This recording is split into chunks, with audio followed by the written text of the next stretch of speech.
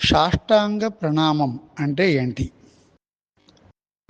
సాష్ట అంగం అంటే ఎట్టు అంగము అది పెట్టుకో, ఎట్టంగం కింద పడి చేసిన ప్రణామం నమస్కారమే సాష్టాంగ ప్రణామం.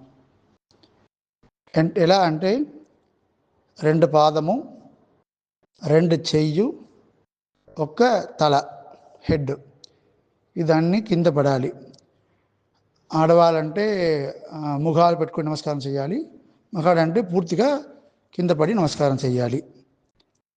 కానీ దీంట్లో 5 దానే వచ్చింది. అష్టాంగంలో 5 అంగం దానే స్వామి వచ్చింది అంటే ఇంకా 3 అంగం ఉంది. ఏదంటే అహంకారం, బుద్ధి, మనసు. అంటే పాదము, చెయ్యి, తల పడ్డది మాత్రం కాదు, మన మనసు అడంగి ఎవరికి నమస్కారం చేస్తున్నామో ఆయనకి నేను దాసుడును మనసు అడంగాలి.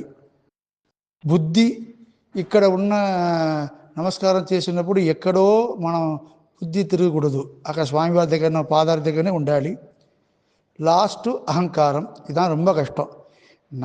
నేను ఎంత పెద్దవారు, ఈయనకి నేను నమస్కారం చెయ్యాలా అని మన అహంకారం కింద పెట్టి ఆ స్వామివారే గొప్పవారు, ఆయనకి దాసుడు, ఆయన పరతంత్రుడు మనమును చేసుకొని అహంకారం వదిలేసి చేయడమే సాష్టాంగ ప్రణామం.